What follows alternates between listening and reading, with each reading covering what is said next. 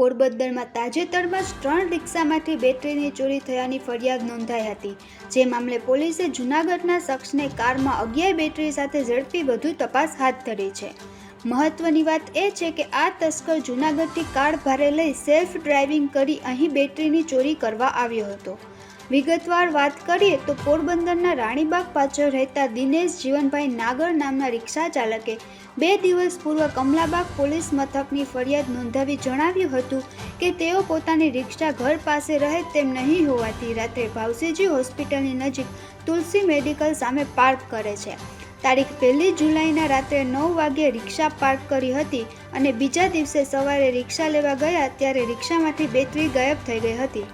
આથી દિનેશભાઈ બેટરીની તપાસ કરતા હતા તે દરમિયાન એવું જાણવા મળ્યું હતું કરિયા પ્લોટમાં રહેતા યોગેશ ધીરુભાઈ દેવમુરારી અને પ્રફુલ્લ પ્રવીણચંદ ભટ્ટની પોતપોતાના ઘર પાસે પાર્ક કરેલી રિક્ષામાંથી પણ બેટરીઓ ચોરાઈ ગઈ હતી। આથી દિનેશભાઈએ પોતાની 6,000ની બેટરી અને યોગેશ અને પ્રફુલ્લની 5,000ની બેટરી મળી કુલ ₹16,000ની 3 બેટરીની ચોરી અંગે ફરિયાદ નોંધાવી હતી, જે મામલે પોલીસે તપાસ હાથ ધરી હતી અને કમલાબાગ નજીક એમએમ શાળા પાસેથી એક શખ્સ શંકાસ્પદ હાલતમાં કાર લઈ નીકળતા તેને અટકાવી કારની તલાશી લેતા વિવિધ વાહનોની આધાર પુરાવા વગરની 11 જેટલી બેટરી મળી આવી હતી।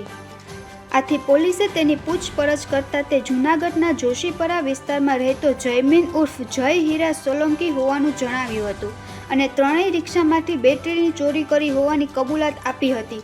એ સિવાયની બેટરીઓ પણ ચોરીની હોવાનું પોલીસની તપાસમાં ખુલ્યું છે અને હજુ આ શખ્સ પાસેથી ટ્રકની બેટરીઓ પણ કબજે થાય તેવી શક્યતા છે। પોલીસે તેની પૂછપરછ કરતા તે જૂનાગઢમાંથી કાર ભાડે કરી સેલ્ફ ડ્રાઇવિંગ કરી ચોરી કરવા માટે પોરબંદર આવ્યો હતો। પોલીસે વધુ તપાસ હાથ ધરી છે। નિપુલ પોપટ, પોરબંદર ટાઈમ્સ।